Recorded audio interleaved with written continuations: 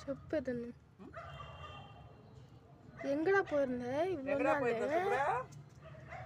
அங்க சோறு போடலையா உனக்கு உனக்கு அங்க சோறு போடலையா அவன் அப்படித்தான் சாப்பிடு சாப்பிடு நீ கூட வாடா சுப்பிரமணி உனக்கு பால் வாங்கிட்டு வந்து கொடுக்குறேன் நான் பயப்படாது யாருக்கும் பயப்படாதுடா சுப்பு உன் வீடு தானே முதல்ல நீ தானே வந்த நீ ஏன் பயப்படுற இவங்களுக்கெல்லாம்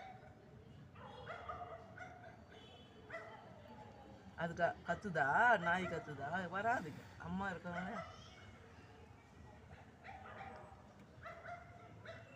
சுப்பு சுரா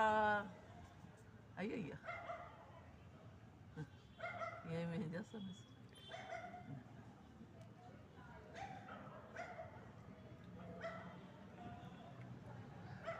సుబ్రమణి